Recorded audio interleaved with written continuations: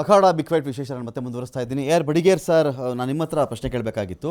ನೋಡಿ sir, causes and triggers of crowd disasters, ಈ ಥರದ ಸ್ಟ್ಯಾಂಪೀಡ್ಗಳಾದಾಗ ಕಾರಣಗಳು ಏನಿರ್ತವೆ, ಆನಂತರದಲ್ಲಿ ದುರಂತಗಳು ಹೇಗಾಗ್ತವೆ ಅಂತ ನಾವು ಚೆಕ್ ಮಾಡ್ಕೊಂಡು ಬಂದಾಗ ಸ್ಟ್ರಕ್ಚರಲ್, ಇದು ಬಹಳ ಇಂಪಾರ್ಟೆಂಟ್ ಆಗುತ್ತೆ ಸರ್ ಇಂಥ ವಿಚಾರಗಳಲ್ಲಿ. ಸ್ಟ್ರಕ್ಚರಲ್ ಅಂದರೆ ಯಾವ ರೀತಿಯಲ್ಲಿ ನಾವು ಪ್ರಿಪೇರ್ ಆಗಿದ್ವಿ ಇಡೀ ಒಂದು ವಿಚಾರಕ್ಕೆ, ಬ್ಯಾರಿಯರ್ಸ್ ಏನು ಮಾಡಿದ್ವಿ, ಮೇಕ್ ಶಿಫ್ಟ್ ಬ್ರಿಡ್ಜ್ಗಳೇನಾಗಿತ್ತು, ಟೆಂಪ್ರರಿ ಸ್ಟ್ರಕ್ಚರ್ಗಳಾದರೆ ಏನು ಮಾಡಿರ್ತೀವಿ, ಇದೆಲ್ಲ ಒಂದು ಕಡೆ ಮ್ಯಾಟ್ರ್ ಆಗುತ್ತೆ. ಕ್ರೌಡ್ ಕಂಟ್ರೋಲ್, ಕ್ರೌಡ್ನ ನಿಯಂತ್ರಣ ಮಾಡೋದು ಹೇಗೆ, ಕ್ರೌಡ್ ಬಿಹೇವಿಯರ್, ಆ ಒಂದು ಇಡೀ ಸಮೂಹದ ಒಂದು ನಡವಳಿಕೆ ಹೇಗಿರುತ್ತೆ ಅಂಥೇಳಿ, ಫೈರ್ ಆಗಲಿ ಅಥವಾ ಎಲೆಕ್ಟ್ರಿಸಿಟಿ ಆಗಲಿ ಈ ವಿಚಾರಕ್ಕೆ ಸಂಬಂಧಪಟ್ಟಂತೆ ನಮ್ಮ ಪೂರ್ವಸಿದ್ಧತೆ ಹೇಗಿತ್ತು, ಮುನ್ನೆಚ್ಚರಿಕೆ ಹೇಗಿತ್ತು ಅಂಥೇಳಿ, ಸೆಕ್ಯೂರಿಟಿ ಏನು ಮಾಡಿದ್ವಿ ಅಂಥೇಳಿ, ಜೊತೆಗೆ ಕೋಆರ್ಡಿನೇಷನ್, ಯಾರು ಈ ಕಾರ್ಯಕ್ರಮದ ಸಂಘಟಕರು ಅಂತ ಇರ್ತಾರೋ ಅವರುಗಳ ನಡುವಿನ ಒಂದು ಸಹಕಾರ, ಸಮತೋಲನ, ಇದೆಲ್ಲ ಹೇಗಿರುತ್ತೆ ಅಂತ ಇದೆಲ್ಲವೂ ಕೂಡ ಮ್ಯಾಟ್ರ್ ಆಗ್ತವೆ.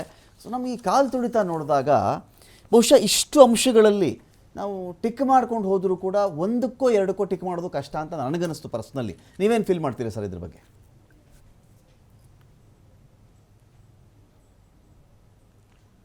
ನಿಜಕ್ಕೂ ನಿನ್ನೆಯ ಘಟನೆ ಭಾಳ ನೋವಿನ ಸಂಗತಿ. ಯಾರಾದರೂ ಕೇಳಿದ್ರು ಕಾಮನ್ ಮ್ಯಾನ್ ಕೂಡ ಅದು ಭಾಳ ನೋವಿನ ಸಂಗತಿ ಅಂತ ಹೇಳ್ತಾರೆ. ಅನೇಕ ಕಾರಣಗಳನ್ನು ಇವತ್ತು ನಾವು ಕೊಡ್ಬೋದು. ಆತುರದಲ್ಲಿ ಒಂದು ಫಂಕ್ಷನ್ ಆರ್ಗನೈಸ್ ಮಾಡಿದ್ದಾರೆ. ಮಂಗಳವಾರ ಮ್ಯಾಚ್ ಇದು ಡಿಕ್ಲೇರ್ ಆಗ್ತದೆ, ಬುಧವಾರನೇ ಇಟ್ಕೊಂಡ್ಬಿಡ್ತಾರೆ.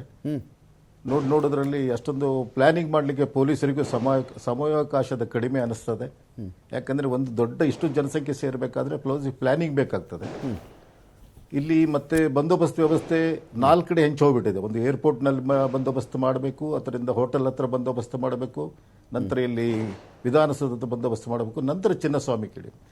ನನಗೆ ಗೊತ್ತಿದ್ದ ಹಾಗೆ ಆಲ್ಮೋಸ್ಟ್ ಹಿಂದಿನ ದಿನ ರಾತ್ರಿ ಬಹಳಷ್ಟು ಪೊಲೀಸರು ಬೆಳಗಿನವರೆಗೆ ಬಂದೋಬಸ್ತ್ ಡ್ಯೂಟಿಯಲ್ಲಿದ್ದಾರೆ. ಯಾರು ಆಲ್ಮೋಸ್ಟ್ ಸರಿಯಾಗಿ ರೆಸ್ಟ್ ತಗೊಂಡಿಲ್ಲ ಅನಿಸುತ್ತೆ. ಅದೇ ಸಿಬ್ಬಂದಿ ಮತ್ತೆ ಮರುದಿನ ಮಧ್ಯಾಹ್ನ ಬಂದೋಬಸ್ತ್ ಬಂದಿದ್ದಾರೆ.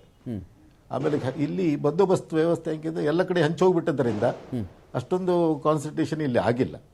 ಆಮೇಲೆ ಕನ್ಫ್ಯೂಷನ್ ಬಹಳಷ್ಟು ಕಡೆ ಇದೆ ಸರ್ ಇಲ್ಲಿ. ಯಾಕಂದ್ರೆ ಇಲ್ಲಿ ಸಮನ್ವಯ ಕೊರತೆ ಎದ್ದು ಕಾಣುತ್ತದೆ. ಯಾಕಂದ್ರೆ ಈ ಪೊಲೀಸ್ ಆಯಿತು ಅಥವಾ ಈ BSC ಆಯಿತು, ಅವ್ರ ಆರ್ಗನೈಸ್ಡ್ RCB ಒಂದು ಸಮನ್ವಯ ಕೊರತೆ ನಮಗೆ ಕಂಡು ಬರ್ತಾ ಇದೆ. ಯಾಕಂದ್ರೆ ಸರಿಯಾಗಿ ಪ್ಲಾನಿಂಗ್ ಆಗಲಿಲ್ಲ. ಯಾಕಂದ್ರೆ ಇಂಥ ದೊಡ್ಡ ಬಂದೋಬಸ್ತ್ ಮಾಡಬೇಕಾದ್ರೆ ನಾವು ಹಿಂದೆ ಒಂದು 2-3 ದಿನ ಮುಂಚೆನೆ ಎಲ್ಲ ತಯಾರಿ ಮಾಡ್ಕೋಬೇಕಾಗ್ತದೆ. ಅಲ್ಲಲ್ಲಿ ಯಾವ ರೀತಿ ನಾವು ಬಂದೋಬಸ್ತ್ ಮಾಡಬೇಕು, ಇನ್ ಕೇಸ್ ಆಫ್ ಎಮರ್ಜೆನ್ಸಿ ಯಾವ ರೀತಿ ಮಾಡಬೇಕು ಪ್ಲಾನಿಂಗ್ ಇರ್ತದೆ. ಬಟ್ ಇಲ್ಲಿ ಪೊಲೀಸರ ಸಮಯನೇ ಯಾರು ನೀಡಿಲ್ಲ.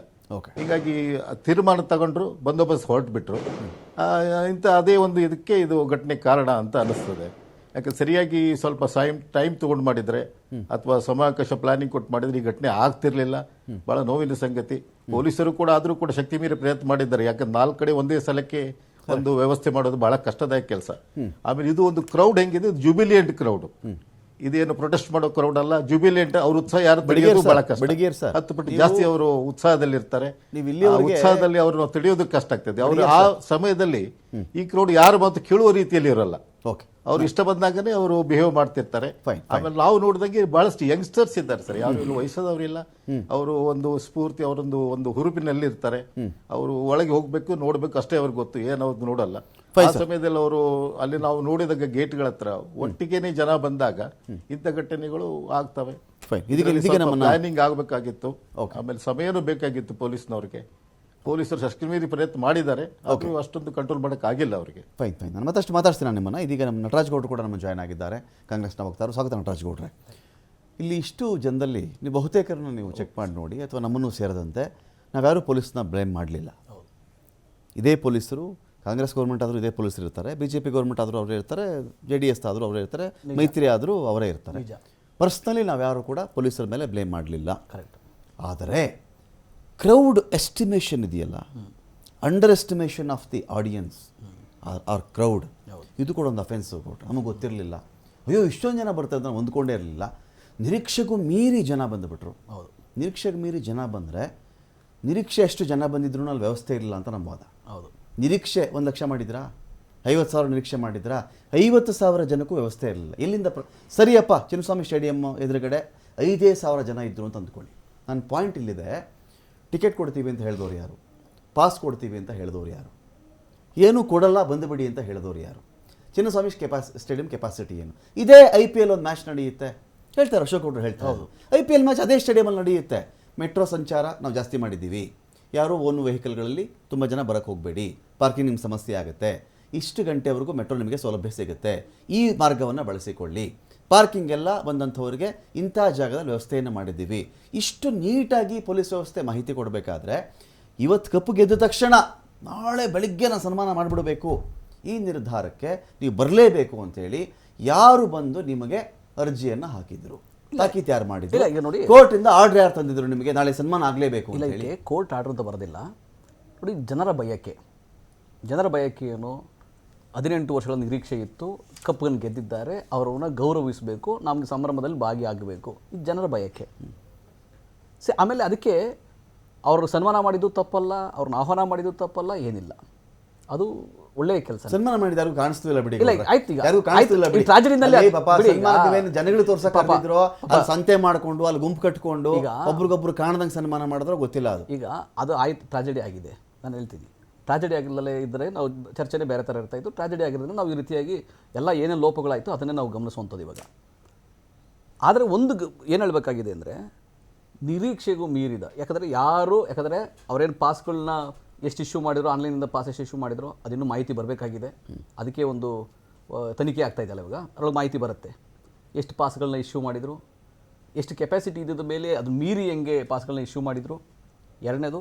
ಮೂರನೇದು, ಈ ಕ್ರೌಡ್ ಇದೆಯಲ್ಲ, ಇದು ತುಂಬ ವಲ್ನರೇಬಲ್ ಏಜಿನ ಕ್ರೌಡ್ ಬಂದಿದ್ದು. 14 ವರ್ಷದಿಂದ 25 ವರ್ಷ ಇದೆಯಲ್ಲ ಏಜ್ ಇದೆಯಲ್ಲ, ಆ ಕ್ರೌಡು ನಾವು ನೋಡಲೇಬೇಕು ಅನ್ನೋ ಒಂದು ಉತ್ಸಾಹದಲ್ಲಿ ಪೊಲೀಸರು ಬಂದೋಬಸ್ತ್ ಇರಲಿಲ್ಲ ಅಂತಿಲ್ಲ, ಪೊಲೀಸ್ನವರು ಇದ್ರು, ಬ್ಯಾರಿಕೇಡ್ಗಳು ಇದ್ದು, ಸ್ಪಷ್ಟವಾಗಿ ಎಲ್ಲ ಗೇಟ್ಗಳು ಕೂಡ ಒಂದೇ ಒಂದು ಗೇಟಲ್ಲಿ ಬಿಡ್ತಾ ಇದ್ರು. ಆ ಥರ ಏನಿಲ್ಲ. ಆಲ್ರೆಡಿ 30,000 ಜನ ಒಳಗಡೆ ಕುಳಿತಿದ್ರು. ಆ ರೀತಿ ಇದ್ರು ಕೂಡ ಜನ ನೂಕುನುಗ್ಲು ಹೆಚ್ಚಿಗೆ ಆಗಿದೆ. ಅದರೊಳಗೆ ಯಾವುದೂ ಡಿಸ್ಪ್ಯೂಟ್ ಇಲ್ಲ. ನೂಕುನುಗ್ಲಾಗಿದೆ, ಟ್ಯಾಂಪೇಡ್ ಆಗಿದೆ, ಅಲ್ಲಿ ಸರಿಯಾಗಿ ತಕ್ಕನಾಗ ಹತ್ರದಲ್ಲೇ ಆಂಬುಲೆನ್ಸ್ ಸಿಕ್ಕಿಲ್ಲ. ಇವೆಲ್ಲ ಲೋಪಗಳಿದ್ದಾವೆ, ಇಲ್ಲ ಅಂತಿಲ್ಲ. ಅದಕ್ಕೇ ಸರ್ಕಾರನೂ ಕೂಡ ಒಂದು ತೀರ್ಮಾನ ಮಾಡಿ ಒಂದು ಮ್ಯಾಜಿಸ್ಟ್ರೇಟಿಂದ ಒಂದು ತನಿಖೆ ಆಗಬೇಕಂತ ಒಂದು ಆದೇಶ ಮಾಡಿದ್ದಾರೆ. ಇವತ್ತು ಕೂಡ ಅವ್ರು ನೋಟಿಫಿಕೇಶನ್ ಕೊಟ್ಟಿದ್ದಾರೆ. ಇವತ್ತು ಆಲ್ರೆಡಿ DC ಇವರು ವಿಸಿಟ್ ಮಾಡಿದ್ದಾರೆ, ಸ್ಟೇಡಿಯಂ ವಿಸಿಟ್ ಮಾಡಿದ್ದಾರೆ. ಲೋಪ ಯಾರ್ಯಾರು ಎಲ್ಲಿಂದ ಆಗಿದೆ ಅಂತೇಳಿ ಎಲ್ಲರಿಗೂ ಆಲ್ರೆಡಿ ನೋಟಿಸ್ ಕೊಟ್ಟಿದ್ದಾರೆ. ಈವನ್ ಪೊಲೀಸ್ ಇಲಾಖೆಯಿಂದನೂ ನೋಟಿಸ್ ತೊಗೊಂಡು ಅವರಿಂದ ಮಾಹಿತಿ ತೊಗೊಳ್ಳೋದು, ಆಮೇಲೆ ಆರ್ಗನೈಸರು, ಸೊ ಪ್ರತಿಯೊಬ್ಬರಿಗೂ, ಆಮೇಲೆ ಪಬ್ಲಿಕ್ಗೂ ಕೂಡ ಗ್ರೀವೆನ್ಸಸ್ ಯಾರಿಗೆ ಏನು ಕಾಣ್ತು, ಏನೇನು ಮಾಹಿತಿ ಕೊಡ್ಬೋದು ಅದನ್ನು ಕೂಡ ಆಹ್ವಾನ ಮಾಡಿದ್ದಾರೆ. ಅದು 13ನೇ ತಾರೀಕು ಬರುತ್ತೆ. 15 ದಿನದೊಳಗೆ ಈ ವರದಿಯನ್ನು ರೆಡಿ ಮಾಡಿ ಸರ್ಕಾರ ಒಂದು ಘಟನೆಯನ್ನ ನಾನು ಬೇರೆ ಕಡೆಗೆ ಡೈವರ್ಟ್ ಮಾಡೋದು ಅಂತ ತನಿಖೆ ಕೊಟ್ಟಿದ್ದೀವಿ ಅಂದ್ರೆ ಅಲ್ಲಿಗೆ ಮುಗಿದೋಯ್ತು. ಅವತ್ತಿಗೆ ಅಷ್ಟೇ ಮಾತಾಗುತ್ತೆ. ನಾನು ಹೇಳ್ತೀನಿ ನೋಡಿ, ಇವತ್ತು ಕ್ಯಾಮ್ರಾ ಫೇಸ್ ಮಾಡಕ್ಕೆ ಎಷ್ಟು ಬೇಕೋ ಅಷ್ಟೇ ಮಾತಾಡ. ಇವತ್ತು ನಾನು ಕನ್ಕ್ಲೂಷನ್ಗೆ ಬರಕ್ಕೆ ಸಾಧ್ಯ ಆಗಲ್ಲ. ಓಕೆ, ನಾವು ಸರ್ಕಾರದ ಒಂದು ಪಕ್ಷದ ಒಂದು ವಕ್ತಾರನಾಗಿ ನಾನು ಕನ್ಕ್ಲೂಷನ್ ಮಾಡ್ಲಿಕ್ಕೆ ಸಾಧ್ಯ ಆಗೋದಿಲ್ಲ. ಬಟ್ ಆದರೆ ಲೋಪಗಳಿದ್ದಾವೆ. 11 ಜನ ಸಾವಾಗ್ತಿರ್ಲಿಲ್ಲ. ಯಾವ ಲೋಪ ಯಾರಿಂದ ಆಯಿತು ಅದು ಕೂಡ ಮುಖ್ಯ ಅಲ್ಲ. ಅದ್ರೂ ಕೂಡ ತನಿಖೆಯಿಂದನೇ ಹೊರಬರ್ಬೇಕಲ್ಲ. ಆಮೇಲೆ ನೋಡಿ, ಈಗ ಒಂದು ಇಷ್ಟು ದೊಡ್ಡ ಕ್ರೌಡಲ್ಲಿ ಮ್ಯಾನೇಜ್ ಮಾಡಬೇಕಾದವರು ಪೊಲೀಸ್ನವ್ರು ಇಲ್ಲ ಅಂತಿರ್ಲಿಲ್ಲ, ಪೊಲೀಸ್ನವರು ಇದ್ರು. ಬುಧವಾರವೇ ಸೆಲೆಬ್ರೇಷನ್ಗೆ ಅದನ್ನು ಯಾವುದೇ ಕ್ರೌಡು ಎಕ್ಸ್ಪೆಕ್ಟ್ ಮಾಡಿತು ಅಂತ ನೀವು ಹೇಳಬೇಡಿ. ಸರ್ಕಾರದ ನಿರ್ಧಾರ. ಒಂದು ಸರ್ಕಾರ ಕರೀದಿರ ಒಂದು ಟೀಮ್ ಹಂಗೆ ಬಂದ್ಬಿಡಲ್ಲ. ಅಹಮದಾಬಾದಿಂದ ನರೇಂದ್ರ ಮೋದಿ ಸ್ಟೇಡಿಯಂ ಇಂದ ಹಂಗೆ ಹಾರ್ಕೊಂಡು ಬಂದ್ಬಿಡಲ್ಲ. ಕರೆದವ್ರು ಯಾರು? ಕರೆದ ಮೇಲೆ ವ್ಯವಸ್ಥೆ ಎನ್ಶೂರ್ ಮಾಡಬೇಕಾಗಿದೆ ಯಾರು ಜವಾಬ್ದಾರಿ? ಸರ್ಕಾರ ಏನ್ ಗೊತ್ತಾ, ಸರ್ಕಾರ ಅಂದ್ರೆ ಈಗ RCB ಅನ್ನೋದಿದೆಯಲ್ಲ, ಅದು ಒಂದು ಫ್ರಾಂಚೈಸಿ. IPL ಗೆದ್ದಿದ್ದಂಥದ್ದು. ಅದು ಬೆಂಗಳೂರಿನ ಒಂದು ಭಾಗ, ಬೆಂಗಳೂರು ಒಂದು ಹೆಮ್ಮೆ ಅಂತ ಹೇಳಿ ಎಲ್ಲರೂ ಸ್ವಾಗತ ಮಾಡೋದು, ಅವ್ರನ್ನ ಸನ್ಮಾನ ಮಾಡೋದು, ಅದರೊಳಗೆ ಯಾವ ತಪ್ಪಿಲ್ಲ. ಸ್ವಾಗತನೂ ಕೂಡ ಮಾಡಿದೀವಿ. ವಿಧಾನಸೌಧಕ್ಕೆ ಬಂದೂ ಇದ್ದಾರೆ ಅವರು. ಅಲ್ಲಿಂದ ಚಿನ್ನಸ್ವಾಮಿ ಸ್ಟೇಡಿಯಂಗೂ ಹೋಗಿದ್ದಾರೆ. ಅದರೊಳಗೆ ಯಾರು ಡಿಸ್ಪ್ಯೂಟ್ ಮಾಡ್ತಾ ಇಲ್ಲ. ಆದರೆ ಇವತ್ತೇ ಮಾಡ್ಬೇಕಾದ್ರೆ ನೋಡಿ, ಎಲ್ಲ ಚೆನ್ನಾಗಿದ್ರೆ ಚೆನ್ನಾಗಿತ್ತು ಅಂತಾನೆ ಹೇಳ್ತಾ ಇದ್ವಿ. ಚೆನ್ನಾಗಿಲ್ಲದಕ್ಕೋಸ್ಕರ ಇವತ್ತೇ ಮಾಡ್ಬೇಕಾಗಿದೆ ಅಂತ ಪ್ರಶ್ನೆ ಬಂದಿರೋದು. ಅವತ್ತೇ ಮಾಡಬೇಕು ಅಂತ ಹೇಳಿ ಜನಗಳು ಬಯಕೆ ಇತ್ತು. ಜನಗಳಿಗೆ ಸ್ಪಂದಿಸಬೇಕಂತ ಹೇಳಿ ಸರ್ಕಾರ ಕೂಡ ಮುಖ್ಯಮಂತ್ರಿಗಳಾಗ್ಲಿ ಉಪಮುಖ್ಯಮಂತ್ರಿಗಳಾಗ್ಲಿ ಆ ಕಾರ್ಯಕ್ರಮಕ್ಕೆ ಹೋಗಿ ಅವ್ರು ಸನ್ಮಾನ ಮಾಡಿದ್ದಾರೆ ಹೊರತು ಬೇರೆ ತರ ಮಾತಾಡ್ತಾರೆ. ಕೇಳಿ ಗೌಡ್ರೆ, ಜನ ಬಯಸೇನೆ ಒಂದು ಜಾತ್ರೆನೂ ಮಾಡೋದು ಗೌಡ್ರೆ. ಕಡ್ಲೆಕಾಯಿ ಪರ್ಸನು ಜನ ಬಯಸಿ ಒಂದ್ ಮುಹೂರ್ತ ನೋಡಿ ಮಾಡೋದು. ಮಾತಾಡ್ತೀನಿ ಅದ್ರ ಬಗ್ಗೆ.